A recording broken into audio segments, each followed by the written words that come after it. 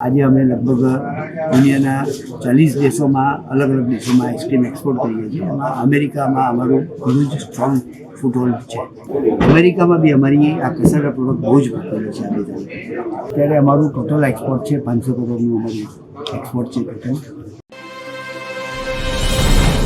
આજે સુરતમાં chamber of કોમર્સનું સીટેક્સ એક્ઝિબિશન છે અને એમાં પ્રમુખ પદે Gujarat chamber of commerce and ઇન્ડસ્ટ્રીઝના senior vice president Rajeshbhai Gandhi પધાર્યા છે.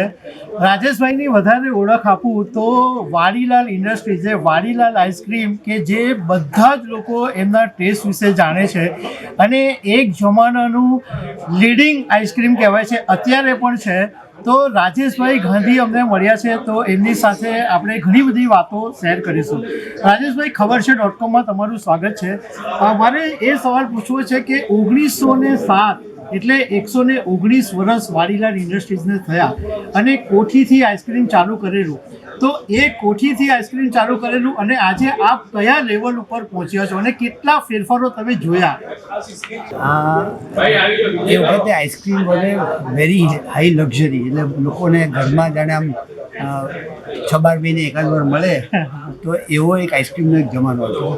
આજે હવે લોકો દરરોજ આઈસ્ક્રીમ ખાય એવો સમય આવી ગયો છે અને જેમ જેમ એનું આઈસ્ક્રીમનું વોલ્યુમ વધ્યું એટલે એફોર્ડેબિલિટી બી વધી, એટલે જે એના પ્રાઇઝિંગ ગણીએ અથવા તો લક્ઝરી કહીએ એ હિસાબમાં આજે હવે એફોર્ડેબલ થઈ ગયો છે આઈસ્ક્રીમ.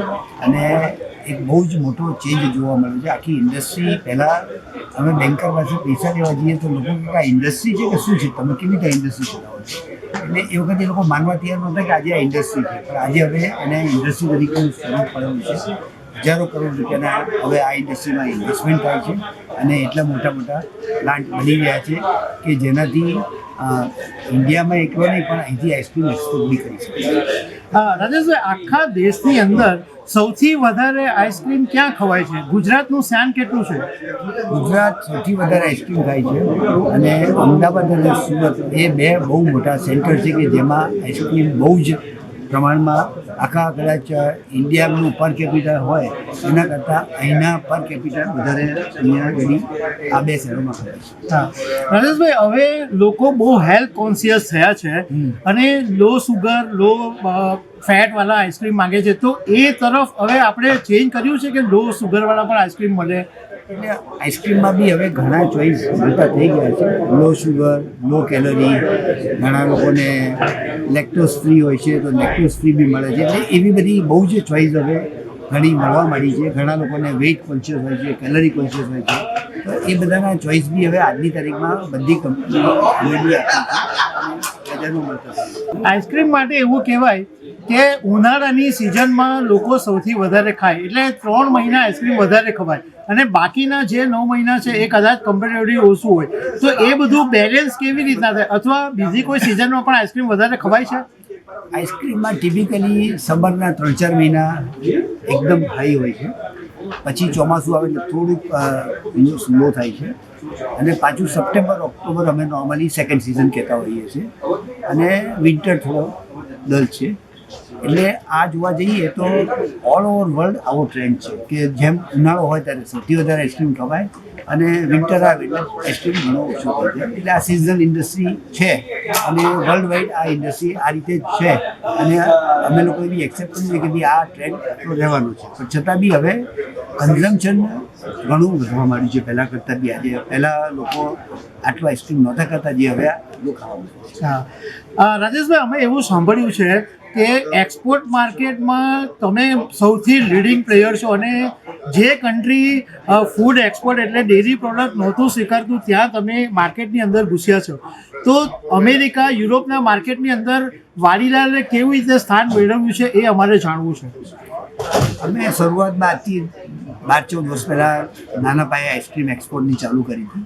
એમાં આપણી ડેરી પ્રોડક્ટ જનરલી એ કન્ટ્રીઓ એક્સેપ્ટ નથી કરતા અને કોઈના કોઈ કારણ ફૂટ એન્ડ માઉથ ડિઝીઝ ને એવા બધા કારણો હેઠળ એ લોકો કંઈ ના કંઈ અવરોધ મૂકતા હોય છે. પણ અમે એ બધાને સર કરી અને એ લોકોના જે સ્ટાન્ડર્ડ હોય એ અમે આપવાનું ચાલુ કર્યું અને આજે અમે લગભગ દુનિયાના 40 દેશોમાં અલગ અલગ દેશોમાં આઈસ્ક્રીમ એક્સપોર્ટ કરીએ છીએ. એમાં અમેરિકામાં અમારું ઘણું જ સ્ટ્રોંગ ફૂટહોલ્ડ છે. આજનું જે યંગ જનરેશન છે એ લોકોના આઈસ્ક્રીમના ટેસ્ટ બદલાયા છે, તો એ મુજબ તમે કંઈક નવું આઈસ્ક્રીમ વિચારો આપ્યું છે એવું કંઈક? જે કિડ્સ અમારે અલગ અલગ કેટેગરી માટે અમે અલગ અલગ પ્રોડક્ટ મૂકતા હોઈએ. કિડ્સ માટે હોય તો બબલ ગમ ફ્લેવર હોય એવો આઈસ્ક્રીમ મૂકીએ.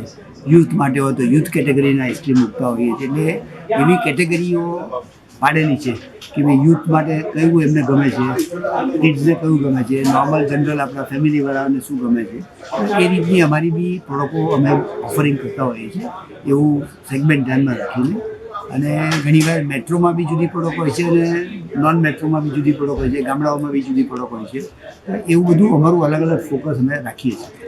રાજેશભાઈ, તમારું જે કસાટા આઈસ્ક્રીમ હતું ને એ બહુ જ એક ફેમસ બ્રાન્ડ બની ગયેલું, એટલે અમે લોકોએ બી એ કસાટાને બહુ ખાધું છે. તો એ કસાટાની જે ફ્લેવર છે એ હજુ એટલી પોપ્યુલર છે? હજી બી કસાટા એટલી જ પોપ્યુલર છે. અને હવે અમે લોકોએ એને પહેલાં જે એમાં મેન્યુઅલ પ્રોસેસ બહુ હતી અને આજે અમે એને ફૂલ્લી ઓટોમેટિક કરેલું છે અને એકદમ જ હાઇજેનિક તરીકે એને બનાવવાનું ચાલુ કરેલું છે. અને ઇવન અમેરિકામાં બી અમારી આ કસાટા પ્રોડક્ટ બહુ જ પોપ્યુલર છે. રાજેશભાઈ, આપણા અમેરિકાના રાષ્ટ્રપતિ ડોનાલ્ડ ટ્રમ્પે પહેલાં 50% ડ્યુટી નાખી, હવે 18% કરી, સુપ્રીમ કોર્ટે ડિસિઝન કેન્સલ કર્યું. તો આ બધાને કારણે એક્સપોર્ટ ઉપર કોઈ ઇફેક્ટ પડે છે? અને આપણું અંદાજે કેટલું એક્સપોર્ટ આઈસ્ક્રીમનું હશે? અમે આઈસ્ક્રીમ ત્યાં આગળ મતલબ અત્યારે અમારું ટોટલ એક્સપોર્ટ છે 500 કરોડનું અમારું એક્સપોર્ટ છે ટોટલ. એટલું ફૂડ પ્રોડક્ટ છે ને એટલે ડ્યુટીમાં ને એટલું બધું છતાં બી લોકોને ખાવા તો જોઈએ જ છે. અને એમાં બી જે આપણે ઇન્ડિયન એથનિક પ્રોડક્ટ હોય, આઈસ્ક્રીમ હોય કે બીજી ફૂડ પ્રોડક્ટો હોય તો થોડી મોંઘી થાય, પણ છતાં બી એ કન્ઝ્યુમર બંધ નથી કરી શકતા. એટલે એની અસર નથી થઈ. પણ જનરલ ઇન્ડસ્ટ્રીમાં આની બધી થોડી ઘણી અસરો થયેલી હતી કે પ્રોડક્ટ ડાયવર્ટ થયેલી હતી. આપણી ફૂડ પ્રોડક્ટ ડાયવર્ટ થઈ શકે એમ નથી કે ચાઇનાથી કે વિયેટનામથી જાય એવું બની શકતું નથી, કારણ કે આપણા લોકોને આપણો ઇન્ડિયન ટેસ્ટ જ જોઈતો હોય. તો ફૂડમાં એ અમને તકલીફ નથી પડી. પણ બીજી ઘણી ઇન્ડસ્ટ્રી હોય, કપડાં હોય અથવા બીજી કોઈ પણ ઇન્ડસ્ટ્રીમાં એમાં ડાયવર્ટ થવાની શક્યતા હોય. કે આપ ચોથું જનરેશન છો, તો હવે પછીનો વાડીલાલનો ફ્યુચર પ્લાન શું છે? આપ ભવિષ્યમાં શું કરવા માંગો છો? અમે લોકોએ જે રીતે મેં પહેલાં જાણ કરી કે અમારું પ્લાન્ટ અમેરિકામાં ચાલુ થઈ ગયેલો છે. એટલે we are trying to B in A mini way A Indian multinational company who operates in to the multiple countries. અને એવો અમારો પ્રયત્ન છે કે ફૂડ ઇન્ડસ્ટ્રીમાં અલગ અલગ સેક્ટરમાં અમે આગળ વધીએ. એટલે આઈસ્ક્રીમની જોડે ડેરીની પ્રોડક્ટ આવે અને બીજી ફૂડ પ્રોડક્ટો આવે અને એવું ફૂડ કોંગ્લોમરેટ થાય એવા અમારા.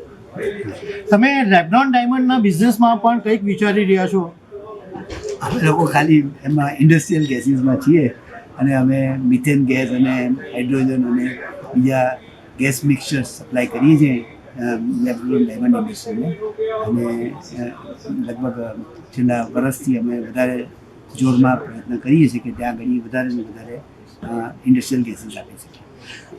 રાજેશભાઈ, તમારી ફિટનેસ વિશે મારે એક સવાલ પૂછવો છે કે આટલી ઉંમરે પણ તમે એકદમ એનર્જેટિક દેખાવ છો અને તમારી ફિટનેસ સારી દેખાય છે, તો એ પાછળનો રહસ્ય શું છે? મારો 1.5 થી 2 કલાક ફિઝિકલ એક્સરસાઇઝમાં જાય છે અને ખાવા ઉપર એકદમ નિયંત્રણ. બે રહસ્યો છે. Thank you.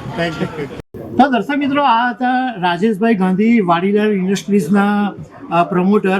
અને એમની કંપની 1907માં સ્થપાઈ, એટલે 119 વર્ષથી અડીખમ છે અને લાર્જેસ્ટ પ્રોડ્યુસર છે. અને આઈસ્ક્રીમ વાડીલાલનું ભાગ્ય જ કોઈ એવું હોય કે એમનું નામ નહીં જાણતા હોય. Rajeshbhai, thank you very much. ખબર છે .com. Thank you very much.